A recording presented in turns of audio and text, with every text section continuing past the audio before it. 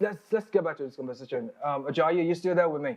Yes, I can hear you. Good evening, Ubong, and Great. how are you tonight? I'm very well, thank you. Very well, thank you. So let's jump into it. Putin's visit to Vietnam. What message is Putin trying to put out right now to the international community and to the West specifically? Right. Okay. But of course, he's set to visit Vietnam soon, and this is according to reports according to the Vietnamese reports sources, and of course they've confirmed that he's going to probably embark on this first visit to the country since 2017. Now, the June 19 to 20 visit has also been confirmed, and at first, the Hanoi government was a bit hesitant, to approve the visit because it has a proximity to Putin's North Korea visit. The two visits are going to be happening at the same time this week. So Vietnam didn't feel like they wanted to be a part of the axis, which includes Russia, China, and Iran. But nonetheless, Vietnam has also similarly put aside its concerns and prepared to roll out the red carpet for the Russian leader. Now, the Vietnamese source has stated that the two sides will discuss banking cooperation and they will be promoting trade through bilateral ruble-to-dong payments. Also, the possible export of Vietnamese textile and garment products to Russia. So you see that Putin is very fashion inclined when it comes to his Vietnamese trip very soon this week. Okay, now... and to your question about the message that he's passing over to the West. Right. Go ahead. Yes, so this visit will likely serve to demonstrate that the United States and the European Union and their partners have failed, to isolate Russia since the invasion. So it continues to create good relations. Of course, Vietnam wants to continue to create good relations with the major world powers. That's why it's allowing Putin into its territories. Okay, now let's look at something very critical here.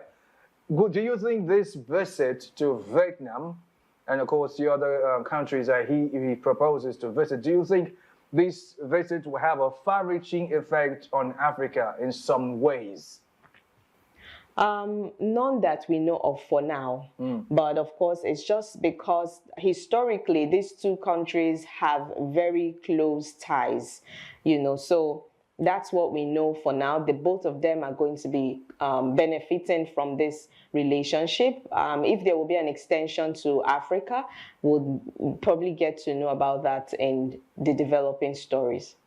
Okay, very well then. But just before we let you go, now just to like the icing on the cake. Now, where is now? We spoke earlier today, and we were not able to complete or conclude that conversation about Nigeria in BRICS. Where it initially was designed to have Nigeria in the whole mix of Brazil, Russia, India, China, and of course South Africa, but Nigeria was not in that mix. Now tell me,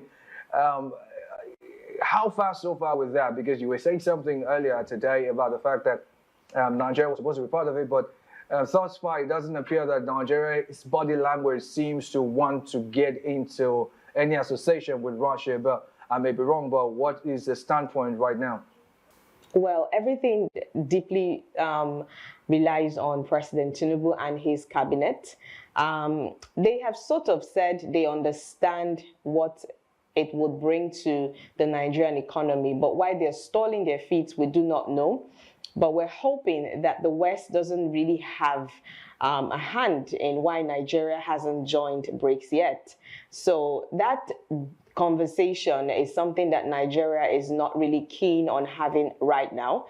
And everyone is watching Nigeria. If we say that we're the giant of Africa, then we should be keen on, rejigging our economy and making sure that our money is in a good place, talking of the financial markets. But switching a bit back to the Vietnamese trip that President Putin will be making, you do know that the West is kicking against it.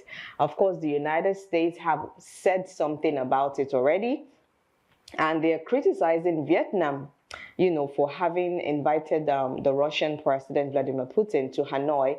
And this statement is coming from the U.S. Embassy, and it's saying that no country, and I quote, should give Putin a platform to promote his war of aggression and otherwise allow him to normalize his atrocities.